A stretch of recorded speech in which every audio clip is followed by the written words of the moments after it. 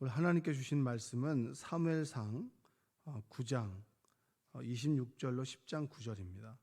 사무엘상 9장 26절로 10장 9절입니다. 한 절씩 교독해서 읽도록 하겠습니다. 그들이 일찍이 일어날새 동틀 때쯤이라 사무엘이 지붕에서 사울을 불러 이르되 일어나라 내가 너를 보내리라 하매 사울이 일어나고 그 두 사람 사울과 사무엘이 함께 밖으로 나가서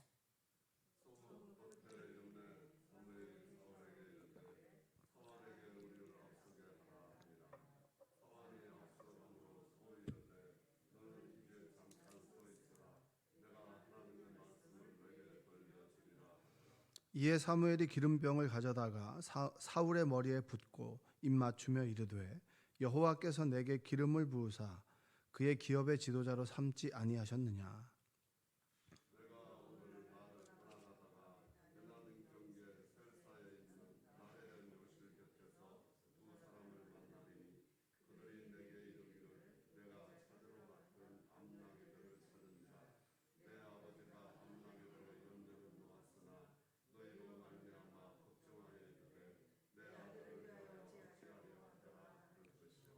내가 거기서 더 나아가서 다볼 상수리 나무에 이르면 거기서 하나님을 배우려고 베델로 올라가는 세 사람을 만나리니 한 사람은 염소 새끼 셋을 이끌었고 한 사람은 떡 세 덩이를 가졌고 한 사람은 포도주 한 가죽 부대를 가진 자라.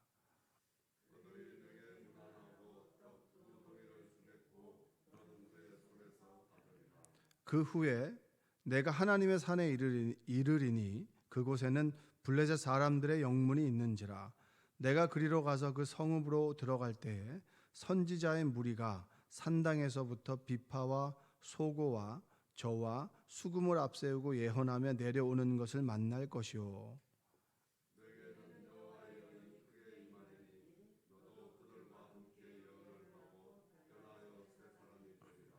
이 징조가 내게 임하거든 너는 기회를 따라 행하라.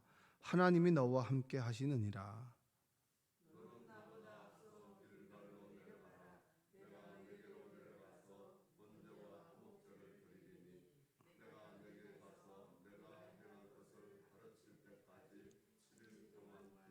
함께 읽겠습니다. 그가 사무엘에게서 떠나려고 몸을 돌이킬 때에 하나님이 새 마음을 주셨고 그날 그 징조도 다 응하니라. 아멘. 오늘도 하나님의 은혜가 여러분의 삶 가운데 함께하기를 주님의 이름으로 축복합니다. 초대왕 사울에게 기름을 붓는, 그리고 기름을 붓고 난 다음에 너가 하나님께서 세우신 왕이다라고 하는 징표를 주는 그 구절이 오늘 읽었던 9장 26절부터 10장 9절까지의 내용입니다. 주목을 많이 받아보셨나요? 사람들이 나를 주목하다가 그리고 어느 한순간에 내가 주목받던 그 관심이 다른 사람으로 바뀌게 될 때, 그러니까 예를 들면 여러분들이 사랑하는 딸을 낳았단 말이에요. 근데 여러분의 남편이 여러분 아내를 바라보다가 갑자기 귀여운 딸을 바라보면 그래도 마음이 좀 그렇지 않나요? 뭐 그렇지 않은 분도 계시겠지만 아무래도 주목받죠. 그리고 이제 남편이 이제 아내가 남편을 좀 이렇게 잘 서브해 주다가 아들이 태어나가지고 점점 관심이 사울의 집에서 다윗의 집으로 기울어지듯이 자꾸 남편에서 이제 이렇게 그 아들에게 기울어질 때, 그럴 때는 좀 섭섭하지 않습니까? 저는 좀 더러더러 그런 기분을 느끼더라고요. 나는 안중에 없고 아들하고 딸에게만 집중을 할 때 나는 누구 여긴 어디 그런 마음이 들잖아요. 그렇죠? 이건 뭐 그냥 충분히 견딜 수 있는 내용인데 한번 생각을 해보세요. 사무엘이 했던 말이 땅에 떨어지지 않았단 말이에요.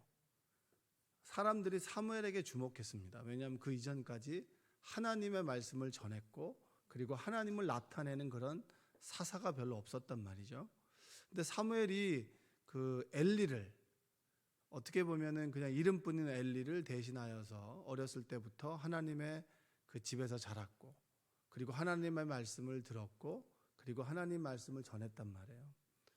라마에서 모일 때, 그리고 사무엘이 사람들이 모아놓고 회개 집회를 하게 될 때 블레셋이 쳐들어왔고, 그리고 기도하는 가운데 우레를 내려서 블레셋이 이스라엘에게 참패를 당하는 그런 일들이 사무엘 때 벌어졌단 말이에요. 그러면 사무엘 하면 하나님의 사람이라고 하는 공식이 성립이 됩니다.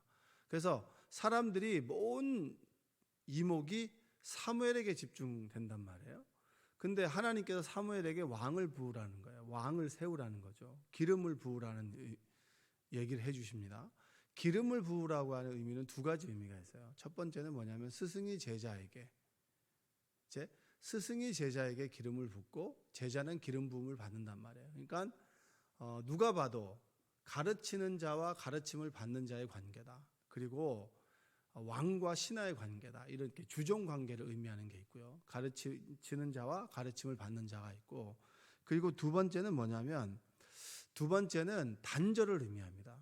이제는 과거의 삶에서 기름 부음을 받았다라고 하는 것은 이제는 전혀 다른 삶을 살아가라. 여러분, 우리가 그리스도인이 되고 세례를 받고 그리고 하나님의 자녀가 된다라고 하는 의미가 무엇입니까? 그냥 사람들에게 보여주는 의미가 있나요? 이제는 나는 단절된 삶을 살아가겠습니다. 내가 원하는 삶이 아니라 하나님을 기쁘시게 하는 삶을 내가 살아가겠습니다. 아멘. 그 의미가 이제 기름 부음을 받는 거예요. 그리고 그리스도인이 된다는 것이고 세례를 받는 거. 그래서 담그잖아요. 머리에 기름을 붓잖아요. 그러니까 침례교에서는 침례라 그러죠. 그러니까 물에다 담그잖아요. 과거는 죽고 이제는 새로운 피조물로 살아가십시오. 이런 의미가 되는 것입니다. 그러니까 기름을 붓는다라고 하는 것은 왕에게, 제사장에게 붓는 것인데, 중요한 것은 뭐냐면 기름을 부은 자라고 하는 것은 이제 사무엘에서 누구에게로 넘어가요? 사울에게로 넘어가는 거예요. 그러면 하나님께서 사무엘에게 기름을 부으라라고 해서 당연히 기름을 붓는 것이 아니고, 가면 사람들이 이유로 들었던 게 뭡니까? 자, 주변 나라는 왕이 있어서 부강합니다. 그런데 우리는 왕을 세워주십시오 라고 하기 전에 뭐라고 얘기했나요? 엘리의 두 아들도 그랬듯이 당신의 두 아들도 우리에게 지도자가 되지 못합니다. 그리고 난 다음에 주변 나라의 왕이 있듯이 우리도 왕을 세워주십시오. 그럼 사무엘이 사울에게 기름을 부으면서 좋은 마음이겠어요? 아니면 조금 마음이 좀 그렇겠어요? 마음이 좀 그렇죠. 여러분이 만약에 여러분이 어떤 일을 하고 물러나야 된단 말이에요. 요즘에 뭐 보니까 이제 뒷방 늙은이 뭐 이런 얘기 하잖아요. 실권이 없고 힘이 점점 작아지고 그 다음에 자기의 일을 물려주고 뒤에 물러서야 될 때, 그때 그 마음이 홀가분할 수도 있겠지만 좀 시원섭섭할 수도 있잖아요. 근데 사무엘은 여러분 그런 마음을 뒤로하고 하나님께서 원하시는 일을 감당했습니다. 내 마음이 어떻든지 간에 하나님께서 원하시는 일, 하나님께서 무엇을 기뻐하실까? 그 일을 감당했다고요. 기름을 부었습니다. 사울에게 깐깐하게 굴지도 않았고, 그리고 하나님께서 원하시는 말씀을 사울에게 전했고, 그리고 하나님께서 사무엘에게 맡겨주신 직분을 감당했어요. 그리고 사람들의 관심이 사울에게 가고 점점 더 사울에게 기울어 가는 것을 감당했다는 말이죠. 여러분, 우리도 그러한 삶을 좀 살았으면 좋겠습니다. 평범해질 용기라고 합니다. 평범해질 용기. 아들러라고 하는 건 심리학자 그런 얘기를 하는데, 우리는 스타가 되고 싶어하고 주목을 받고 싶어하죠. 그런데 우리가 행복하게 살려면 내가 스스로 평범해질 수 있는 용기를 가져야 된다. 한번 따라서 해볼까요? 평범해질 용기를 가집시다. 우리는 사람들이 주목하고 특별하고 그리고 대단한 사람이 되길 원하지만 점점 더 시간이 가면 갈수록 우리가 평범해진다라고 하는 것을 받아들여야 되잖아요. 내가 그리 대단한 능력을 가지고 있지 않구나. 그리고 난 지극히 평범한 사람이구나라고 하는 것을 받아들일 때, 그럼에도 불구하고 평범한 나를 사랑해 주시는 그 하나님의 은혜를 기억할 때 우리는 세상을 행복하게 살아갈 수가 있습니다. 여러분들이 지극히 평범해지는 것을 인정하고, 아, 그렇구나. 내가 늘 주목받을 때도 있지만 주목받지 못할 때도 있겠죠. 이때는 이래서 좋고 이때는 이래서 좋고, 언제 어디서나 지금 이 순간 내가 지극히 사람들의 관심으로부터 벗어난 평범한 사람이라 할지라도 그것을 받아들이고 내 자신을 사랑하고 그리고 감사할 수 있는 여러분 되시기를 주님의 이름으로 축복합니다. 자, 그리고 난 다음에 기름을 붓죠. 사울이 기름을 붓고 난 다음에 세 가지 징표를 하나님께서 주십니다. 자, 2절을 한번 읽어볼까요? 2절, 10장 2절입니다. 내가 오늘 나를 떠나려다가 베냐민 경계 셀사에 있는 라헬의 묘실 곁에서 두 사람을 만나리니 그들이 내게 이르기를 내가 찾으러 갔던 암나귀들을 찾은지라. 내 아버지가 암나귀들의 염려는 놓았으나 너희로 말미암아 걱정하여 이르되 내 아들을 위하여 어찌하리요 하더라 할 것이요. 네가 셀사에 있는 라헬의 묘실에 가보라고 합니다. 라헬. 갑자기 뜬금없이 라헬이 나오죠. 라헬의 묘실 앞에서 네 아버지가 너보고 뭐라고 했냐? 나귀들을 찾으러 오라고 하지 않았냐? 네가 나귀들 너무 찾으러 이게 집중한 바람에 나귀들을 잃어버린 걱정보다 아들을 잃어버린 걱정이 더 크다. 그런데 그 라헬의 묘실 앞에 가면 너희들이 원하는 답을 얻을 것이다. 그러니까 나귀는 찾았고 그리고 아버지가 너를 걱정한다라는 이야기를 들을 것이다. 그러니까 네가 기름 부음을 받았고 그 기름 부음을 받은 것에 대해서 의아할 거 아니에요. 얘가 왜 갑자기 사울이 기름 부음을 받은 이유를 모를 거 아닙니까? 그리고 사무엘이 사울에게 기름 부음을 것은 지극히 개인적인 일입니다. 공식적으로 사람들 앞에서 기름 부음을 준 게 아니에요. 개인적인 상황에서 준 거예요. 그러니까 사울도 이게 무슨 일이야? 도대체 이게 무슨 의미가 있어? 그러니까 하나님이 뭐 왕으로 나를 세웠다고 했는데 그것이 정말 확실한 건가? 그냥 의아스러울 거 아니에요? 그럴 때 하나님께서 그에게 확신을 주는 것이 라헬의 묘실 앞에서 이러한 일이 벌어질 거야. 나귀는 찾았어. 걱정하지 말어. 그러나 너를 걱정하는 아버지의 소식을 듣게 될 거야. 근데 갔는데 라헬의 묘실 앞에서 그 얘기를 듣는 거예요. 왜 라헬입니까? 야곱이 사랑했던 아내가 내 그 아내 중에서 한 명이 누구예요? 라헬이에요. 7년 동안 일해가지고 라헬을 얻는 게 아니라 레아를 얻잖아요. 그리고 또 7년 동안 일해가지고 라헬을 얻죠. 그리고 더 일해주지 않습니까? 그가 사랑했던 사람이 라헬이고 라헬이 낳았던 두 자녀가 요셉이랑 베냐민이잖아요. 그리고 베냐민을 낳으면서 누구죠? 라헬이 죽었습니다. 그러니까 이 베냐민이라고 하는 그 자녀는 라헬의 죽음으로 희생하여서 얻은 아들이 베냐민이에요. 그러니까 이 베냐민 지파는 뭐냐면 라헬의 죽음을 늘 기억해야 되는 거예요. 뭐냐? 은혜로 태어난 자녀. 그런데 생각해 보세요. 베냐민이라고 하는 그 지파가 레위인의 첩을 윤관하고 나그네를 윤관하죠.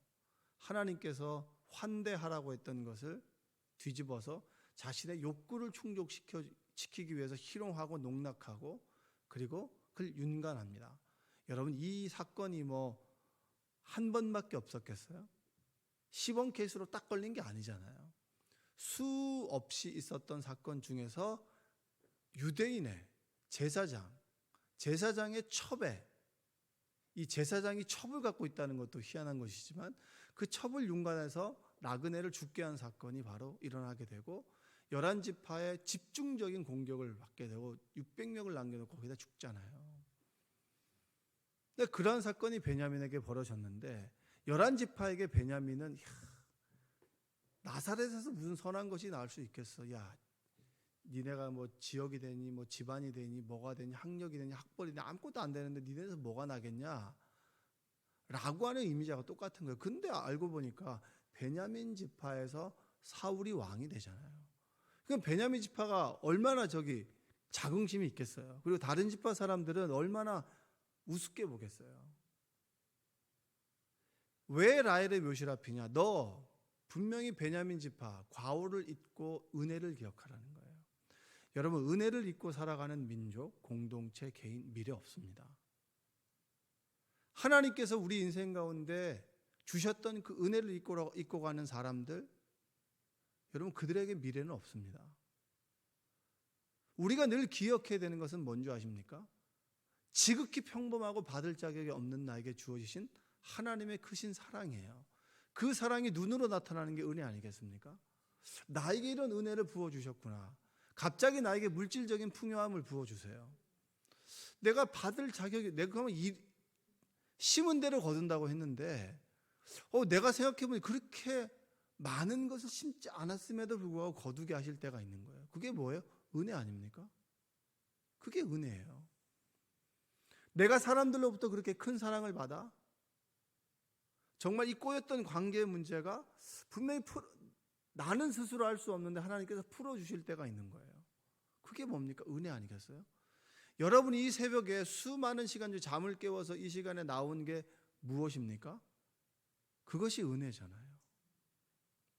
우리가 대단히 잘나서가 아니죠. 근데 대부분의 사람들은 은혜는 있고 내가 가지고 있는 편안함과 풍요함만을 누리고 내 것이라고 생각을 합니다.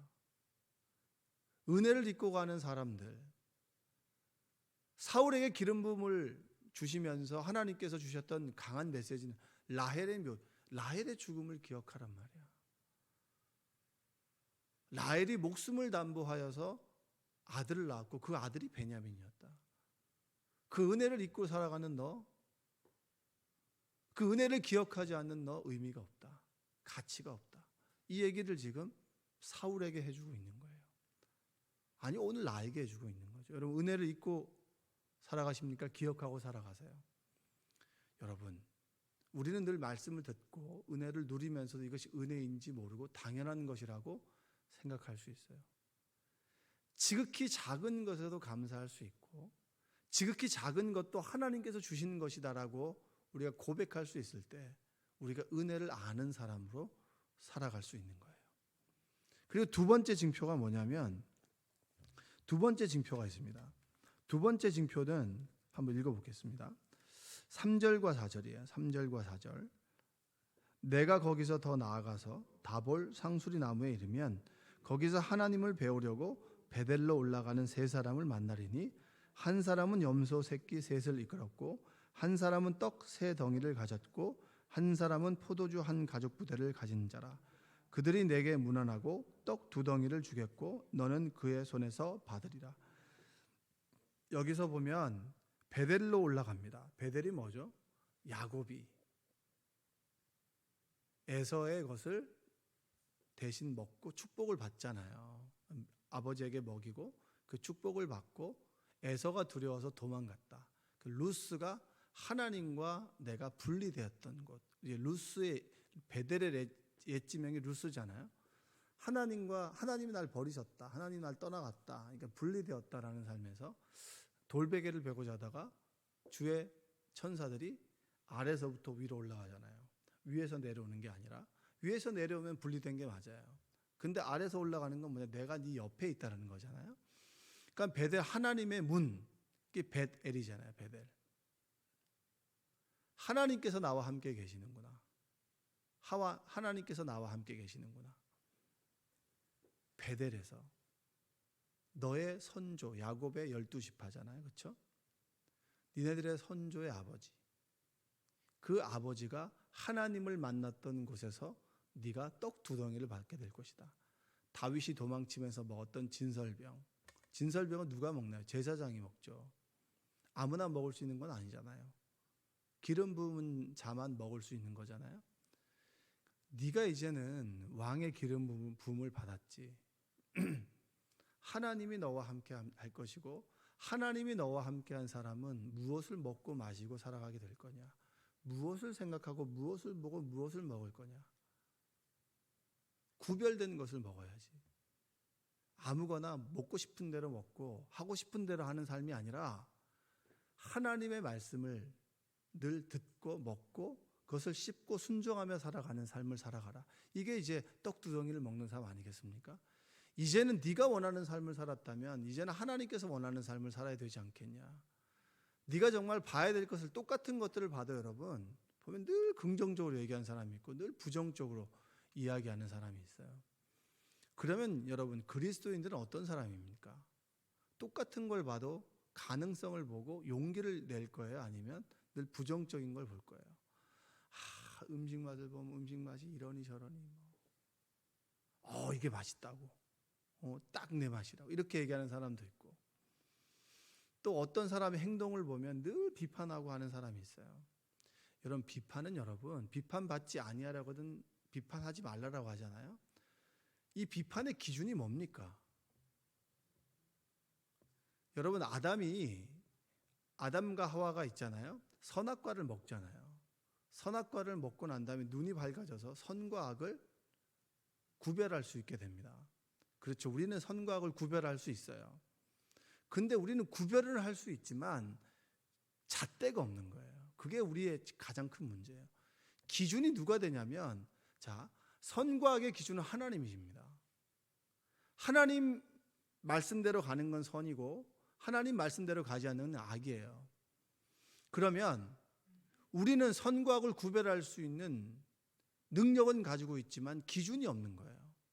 그래서 우리가 비판할 때 비판의 기준은 누구지? 나죠, 나. 저 사람 저렇게 행동하면 안 된다고. 누가 기준입니까? 내가 기준이잖아요.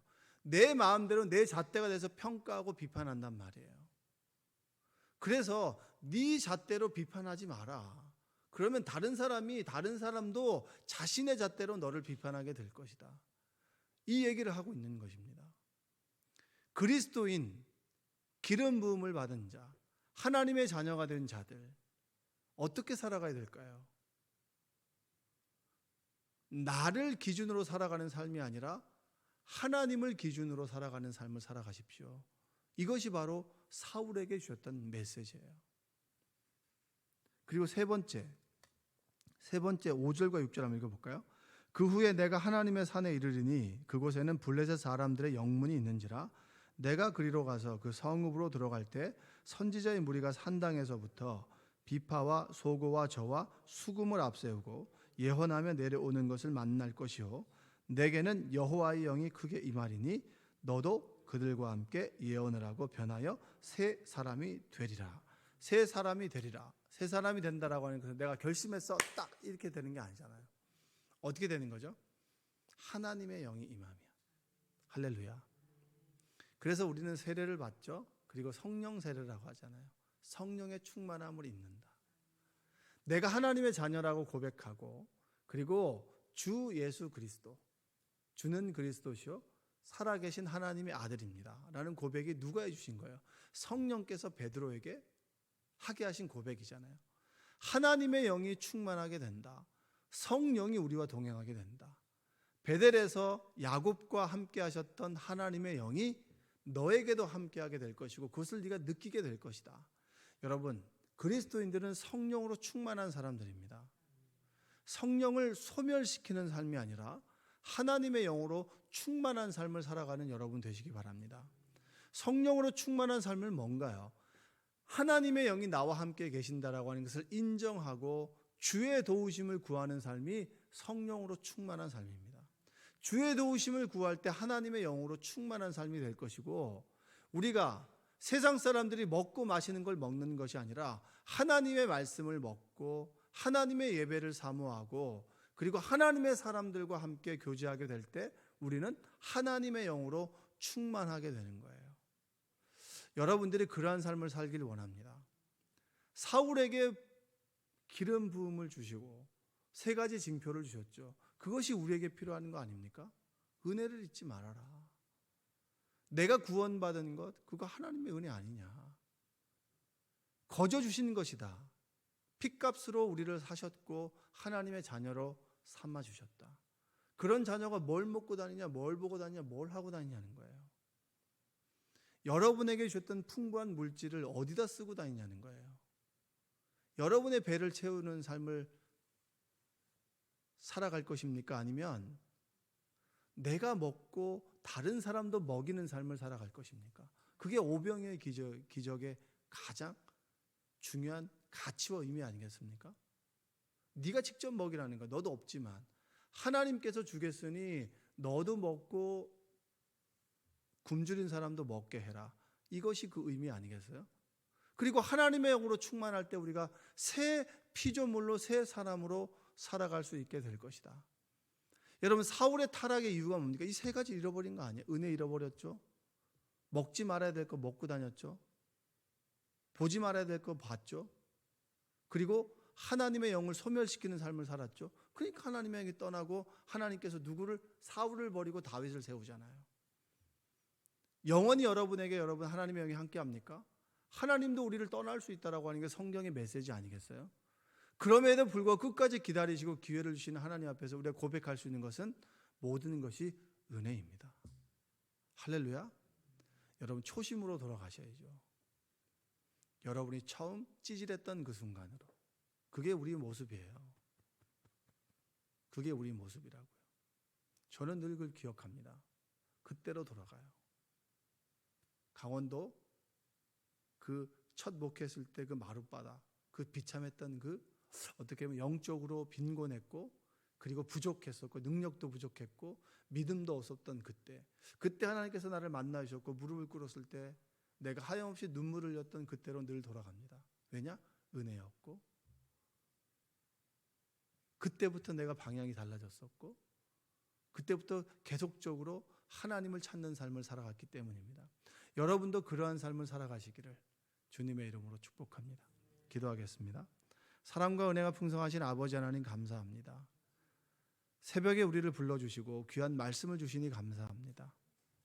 기름 부음을 받은 자로, 은혜를 잊지 않는 자로, 먹어야 될 것을 먹고 봐야 될 것을 보고 들어야 될 것을 듣는 자로, 하나님의 영으로 충만한 자로 살아가도록 우리를 인도하여 주옵소서. 예수님의 이름으로 기도합니다. 아멘.